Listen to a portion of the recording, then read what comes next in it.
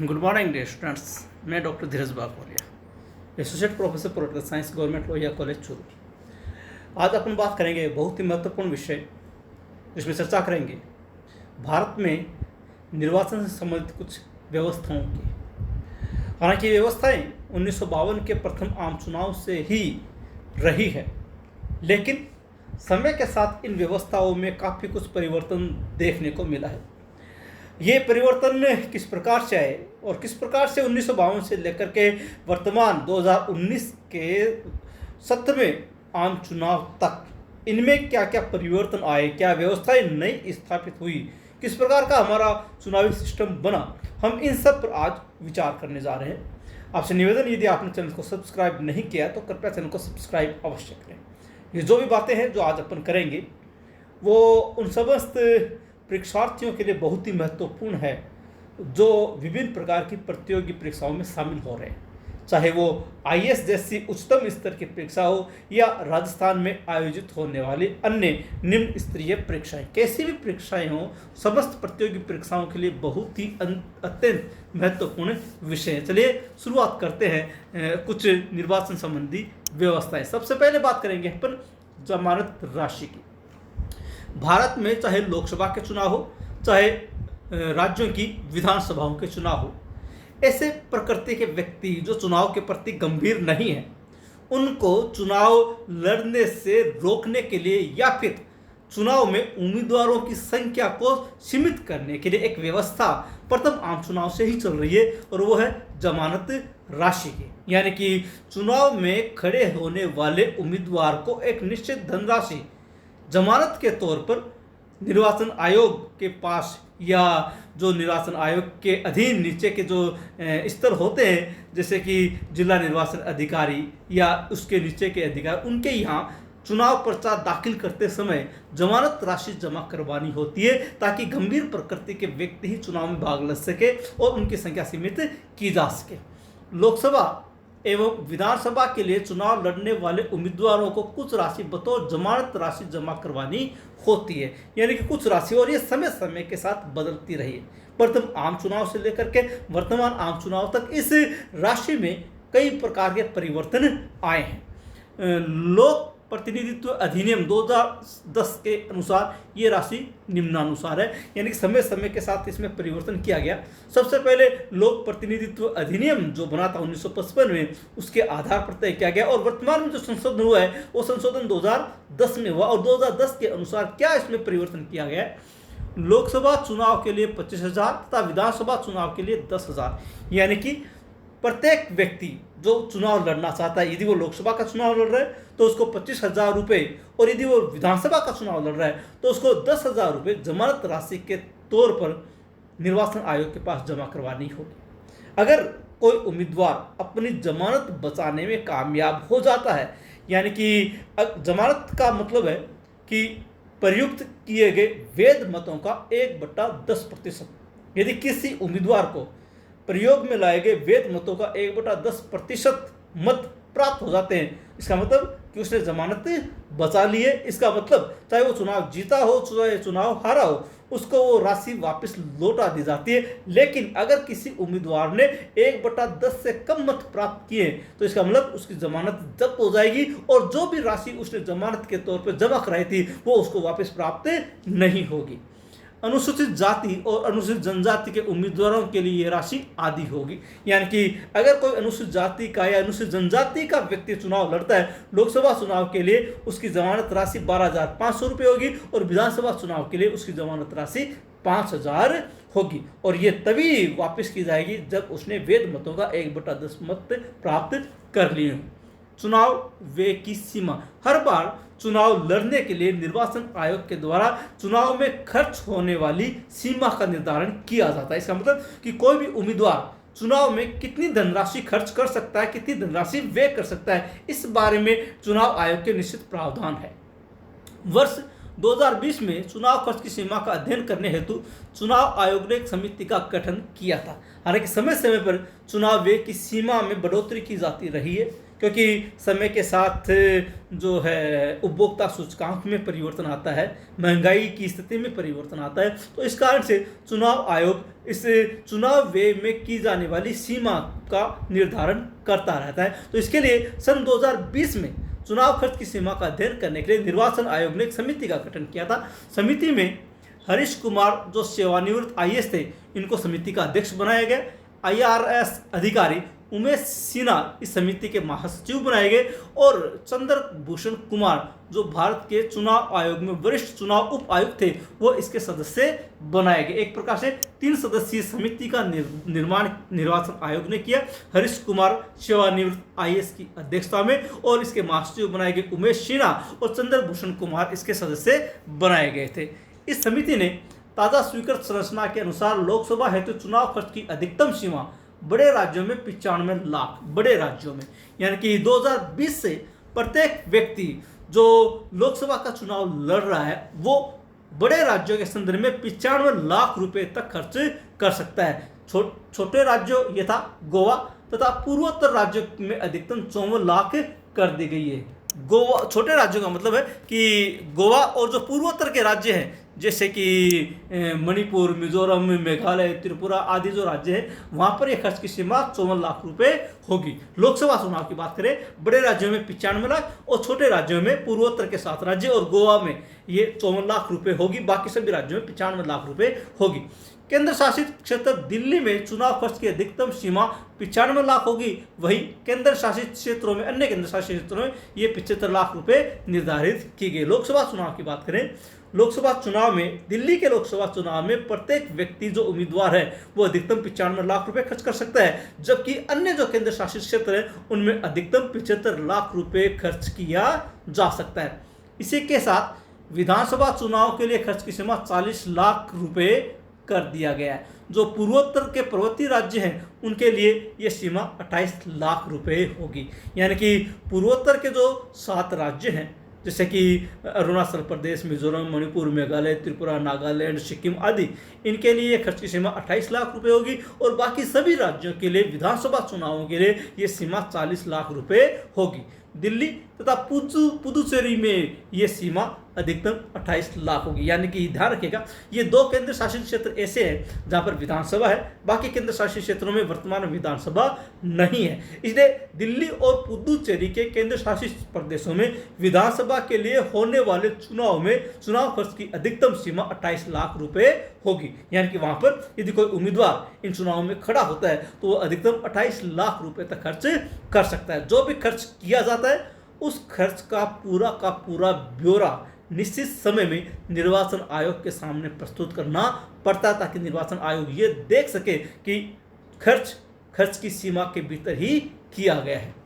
Electronic voting machine, इसे हम short में ईवीएम मशीन कहते हैं। हम ये जानते हैं कि वर्तमान में भारत में होने वाले प्राय सभी चुनाव, विशेष रूप से समस्त लोकसभा के चुनाव और विधानसभाओं के चुनाव तो ईवीएम मशीन के माध्यम से ही होते हैं। और वर्तमान में जो निचले स्तर के चुनाव जैसे पंचायत राज के चुनाव और नगरीय शासन के चुनाव, इनके लिए भी ईवीएम की व्यवस्थाएं कर दी गई। पिछले जो पंचायत राज के चुनाव हुए थे वो भी ईवीएम मशीन के माध्यम से ही हुए थे।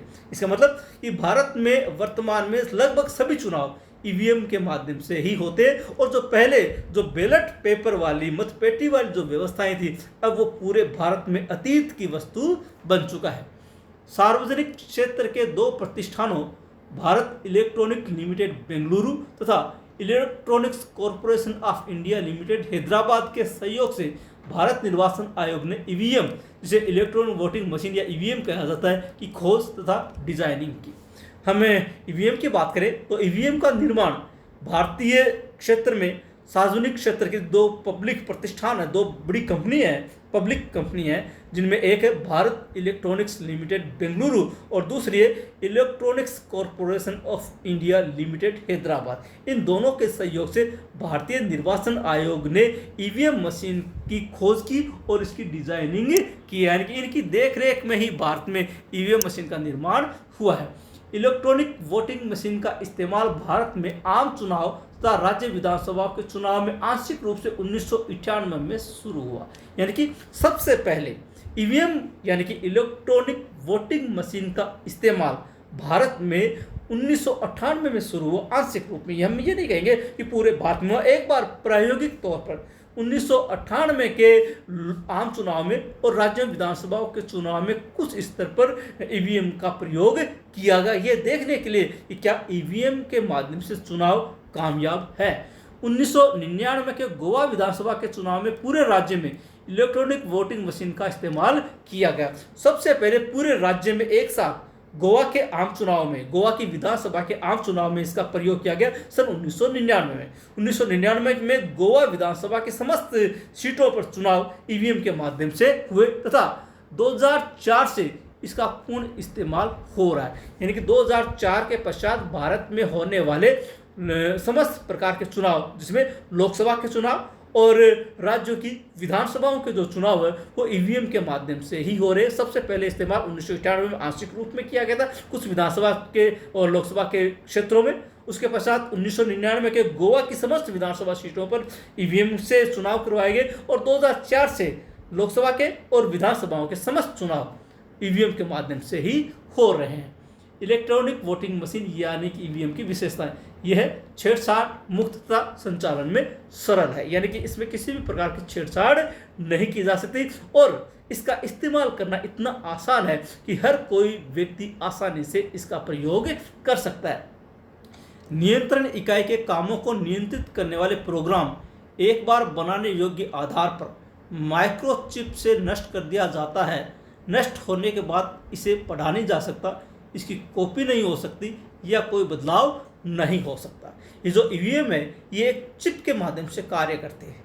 इस चिप में जो भी चुनाव होता है, चाहे वो लोकसभा का चुनाव हो, चाहे विधानसभा का चुनाव हो या अन्य कोई भी चुनाव हो, उसकी सारी की सारी सेटिंग तय कर दी जाती है। हर चुनाव के लिए नई चिप का प्रयोग किया जाता है।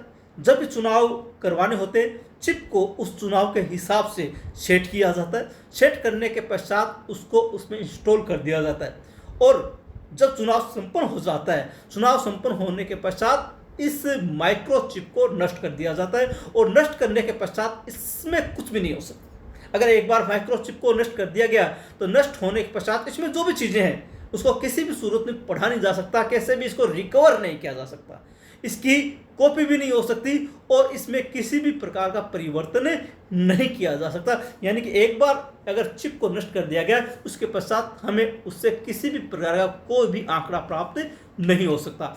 ईवीएम मशीनें अवैध मतों की संभावना कम करती है, गणना प्रक्रिया तेज बनाती है और मुद्रण लागत घटाती है। ये तो सच है कि ईवीएम मशीनों का प्रयोग जब से ही शुरू हुआ है तब से अवैध मतों की संभावना लगभग समाप्त होगी। यानी कि अवैध मत, जैसे कि पहले बैलेट पेपर से मतदान होता था और कई बार गलती से जो छाप लगानी होती थी वो कहीं और लग जाती थी तो अवैध मत हो जाता था। लेकिन ईवीएम मशीन अवैध मत की संभावनाएं लगभग समाप्त कर देती है, गणना प्रक्रिया तेज बनाती है, क्योंकि एक बटन दबाने मात्र से ही पूरी ईवीएम मशीन का जो भी स्ट्रक्चर है, जिसमें भी जिसको भी जितना भी मत प्राप्त हुआ है सारा का सारा वो सामने ला देती है। यानी कि मुश्किल से एक ईवीएम मशीन में डाले गए मतों की गणना करने में 5 से 10 मिनट का समय लगता है, इससे ज़्यादा समय नहीं लगता।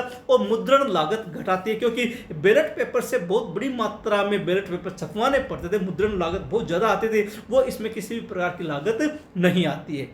ईवीएम मशीन का इस्तेमाल बिना बिजली के किया जा सकता है क्योंकि इसमें बैटरी लगी होती है। याद रखिएगा, ईवीएम मशीन बिजली से काम नहीं करती, बल्कि इसमें एक रिमूवेबल बैटरी होती है। वो बैटरी इसमें लगाने के पश्चात इसको ऑन करके कार्य किया जा सकता है और काम होने के पश्चात बैटरी को वापस ऑफ किया जा सकता है, बैटरी को वापस निकाला भी जा सकता है। इसलिए बैटरी के माध्यम से ये कार्य करते हैं, इसमें बिजली की कोई उपयोगिता नहीं है। यदि उम्मीदवारों की संख्या 64 से अधिक नहीं होती है तो ईवीएम से चुनाव करवाया जा सकता है। याद रखिएगा, बहुत ही महत्वपूर्ण बात है कि एक ईवीएम मशीन से अधिकतम 64 उम्मीदवारों तक ही चुनाव हो सकता है। यदि किसी चुनाव में अधिकतम 64 उम्मीदवार है तो एक ईवीएम मशीन से काम हो जाएगा और दूसरी ईवीएम मशीन की आवश्यकता नहीं पड़ेगी। यानी कि ये 64 उम्मीदवारों तक की, जहाँ तक है 64 उम्मीदवारों तक की गणना के माध्यम से ईवीएम सेट की जाती है। 64 तक उम्मीदवार हो तो चुनाव ईवीएम से हो सकता है। एक ईवीएम अधिकतम 3840 वोट दर्ज कर सकती है, यानी कि एक निर्वाचन क्षेत्र जहां पर किसी भी पोलिंग बूथ पर 3840 तक वोट है तो ईवीएम मशीन से आसानी से हो सकता है, क्योंकि एक ईवीएम मशीन अधिकतम इतने ही वोट दर्ज कर सकती है। प्राय अपने भारत में जो पोलिंग बूथ बने हुए वो 500 से लेकर के 1500 की क्षमता तक के हैं, प्राय इतने, इससे ज़्यादा क्षमता तक के नहीं है। इसका मतलब कि प्रत्येक बूथ पर एक ईवीएम मशीन से आसानी से काम हो सकता है, क्योंकि एक ईवीएम मशीन 3840 वोट दर्ज कर सकती है। NOTA, none of the above. सर्वोच्च न्यायालय के निर्देश के अनुरूप निर्वाचन आयोग ने ईवीएम में राइट टू रिजेक्ट का विकल्प NOTA, none of the above को स्थापित कर दिया है। यानी कि चूंकि भारत में राइट टू रिजेक्ट का विकल्प नहीं है, यानी कि कोई मतदाता अगर किसी उम्मीदवार को पसंद नहीं करता तो कैसे रिजेक्ट करेगा, इसका कोई विकल्प नहीं है। इसका विकल्प उपलब्ध करवाने के लिए निर्वाचन आयोग को सर्वोच्च न्यायालय ने निर्देश प्रदान किए कि इस प्रकार का कोई विकल्प मतदाताओं के पास होना चाहिए जिसमें वो अपनी नापसंदगी दर्ज कर सके। इसीलिए नोटा का बटन इसमें लगाया गया, नोटा NOTA, इसका मतलब होता है नन ऑफ द अबव, यानी कि इनमें से कोई नहीं। मतदाता नोटा का बटन दबाकर यह कह सकता है कि मुझे इनमें से कोई भी उम्मीदवार पसंद नहीं है। याद रखिएगा, नोटा के वोटों को परिणाम में शामिल नहीं किया जाता है। 27 सितंबर 2013 को सर्वोच्च न्यायालय ने निर्वाचन आयोग को यह निर्देश दिया कि 2014 के आम चुनाव में नोटा की व्यवस्था पहली बार की गई। 27 सितंबर 2013 को निर्वाचन आयोग को सर्वोच्च न्यायालय ने निर्देश दिया कि राइट टू रिजेक्ट का विकल्प यानी कि नोटा ईवीएम में शामिल करे, ताकि मतदाता अपनी पसंद की दर्ज कर सके। और इसी के मद्देनजर सन 2014 के जो आम चुनाव हुए थे, लोकसभा के आम चुनाव, उनमें सबसे पहली बार नोटा की व्यवस्था शामिल की गई थी। Vote verify paper audit trail, VVPAT, ये आजकल की नई व्यवस्था है जिसको vote verify paper audit trail यानी कि वीवीपैट कहा जाता है। सर्वोच्च न्यायालय के निर्देश के पश्चात ये व्यवस्था भी ईवीएम के साथ जोड़ी गई। एक नई व्यवस्था का समावेश चुनाव में किया गया जिसे वीवीपैट कहा जाता है, और ये व्यवस्था भी सर्वोच्च न्यायालय के निर्देश के पश्चात ही चुनावों में शामिल की गई। क्या व्यवस्था है? इस नई व्यवस्था के तहत मतदाता ईवीएम में अपनी पसंद के उम्मीदवार को जब वोट डालता है तो कागज की एक पर्ची पर उसका सीरियल नंबर, उम्मीदवार का नाम व चुनाव सहित पर्ची कुछ सेकंड के लिए निकलती है। थोड़ा समझिएगा इसको कि ये एक नई व्यवस्था है जिसे वीवीपैट कहा जाता है। इस व्यवस्था के साथ कोई भी मतदाता जब ईवीएम मशीन में किसी उम्मीदवार के पक्ष में अपना वोट डालता है, यानी कि कोई बटन दबाता है, तो जिस उम्मीदवार को वो वोट डालता है वीवीपैट वाली मशीन उसके साथ जुड़ी हुई होती है। उस मशीन में एक कागज की पर्ची निकलती है, वो सामने प्रदर्शित होती है, और उस प्रदर्शित पर्ची पर उसका सीरियल नंबर, जो वोट वो मतदाता जिस सीरियल पर वोट डाल रहा है उसका सीरियल नंबर, उम्मीदवार का नाम, जिस उम्मीदवार को मतदाता ने वोट डाला है उसका नाम, और उसका चुनाव चिन्ह यानी कि उम्मीदवार का चुनाव चिन्ह भी उस पर्ची पर प्रदर्शित होंगे। ये पर्ची कुछ सेकंड के लिए उसमें सामने जो वीवीपैट की मशीन का जो एक डिब्बा है, जो एक बॉक्स है, उसमें सामने प्रदर्शित होगी, ताकि मतदाता ये देख सके कि उसने जिसको वोट डाला है वोट उसी के पक्ष में गया है, जिसे देखकर मतदाता ये सुनिश्चित कर लेता है कि उसने जिस व्यक्ति को वोट दिया है वह वास्तविकता में उसी को मिला है। ये पर्ची जो भी निकलेगी उसमें उस मतदाता का सीरियल नंबर होगा जिस क्रम पर उसने मत डाला है। इसके अलावा जिस उम्मीदवार को उसने वोट दिया है उसका नाम होगा, और उस उम्मीदवार का जो भी चुनाव चिन्ह होगा वो भी उसमें प्रदर्शित होगा। ये प्रदर्शन कुछ सेकंड के लिए होगा। कुछ क्षण के बाद ये पर्ची साथ रखे बॉक्स में गिर जाती है। जो वीवीपैट का बॉक्स होता है कुछ सेकंड वो स्थिर रहने के पश्चात उस बॉक्स में गिर जाएगी।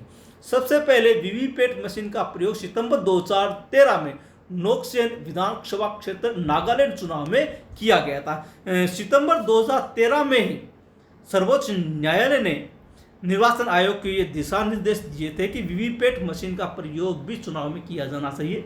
सबसे पहले नागालैंड विधानसभा के चुनाव में नोक्सेन नामक विधानसभा क्षेत्र में सितंबर 2013 में ही इस वीवीपैट मशीन का प्रयोग किया गया था।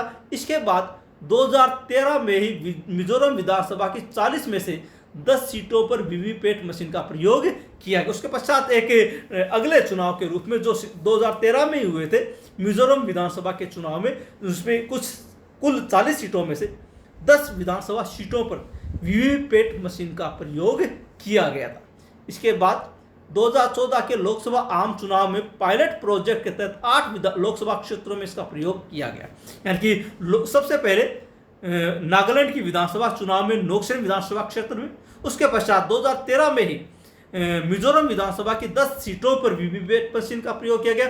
और लोकसभा के चुनाव की जब बात आती है तो 2014 के लोकसभा आम चुनाव में पायलट प्रोजेक्ट के तहत 8 लोकसभा क्षेत्रों में वीवीपैट मशीन का प्रयोग किया गया था। ये 8 लोकसभा क्षेत्र थे: लखनऊ, गांधीनगर, बेंगलुरु, दक्षिणी चेन्नई सेंट्रल, जादवपुर, रायपुर, पटना साहिब और मिजोरम। ये जो 8 लोकसभा क्षेत्र थे, इनमें पायलट प्रोजेक्ट के तहत वीवीपैट मशीन का प्रयोग सबसे पहले लोकसभा चुनाव के रूप में किया गया। 2017 में गोवा में हुए विधानसभा चुनाव में पूरे राज्य में वीवीपैट मशीन का प्रयोग किया गया। सबसे पहला जो आम चुनाव था विधानसभा के संदर्भ में 2017 का गोवा आम चुनाव था। गोवा विधानसभा के आम चुनाव में पूरे गोवा में सबसे पहले 2017 में वीवीपैट मशीन का प्रयोग किया गया था, पूरे गोवा में समस्त विधानसभा क्षेत्रों के लिए। 2019 के लोकसभा आम चुनाव में पूरे भारत में वीवीपैट मशीन का प्रयोग किया गया। यानी 2019 के लोकसभा चुनाव में पूरे भारत की समस्त लोकसभा चुनाव सीटों पर, समस्त निर्वाचन क्षेत्रों में वीवीपैट मशीन का प्रयोग किया गया है। 2 से अधिक स्थानों पर उम्मीदवार बनने से रोक।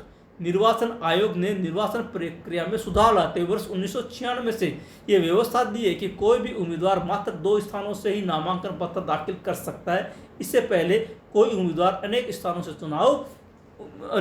से उम्मीदवार बन सकता था। यानी 1996 से पहले इस प्रकार कोई प्रतिबंध नहीं था कि एक उम्मीदवार कितने विधानसभा क्षेत्रों से, कितने लोकसभा क्षेत्रों से चुनाव लड़ सकता है। जनप्रतिनिधित्व अधिनियम 1996 में किए गए संशोधन के अनुसार अब 1996 के पश्चात कोई भी उम्मीदवार अधिकतम 2 स्थानों से ही चुनाव लड़ सकता है। यदि वो विधानसभा चुनाव में शामिल हो रहा है तो किसी भी 2 विधानसभा चुनाव में, और अगर लोकसभा चुनाव में शामिल हो रहा है तो किसी भी 2 लोकसभा स्थानों से, क्षेत्रों से चुनाव लड़ सकता है। 2 से ज़्यादा स्थानों से वो उम्मीदवार नहीं बन सकता, अधिकतम 2 से उम्मीदवार बन सकता है।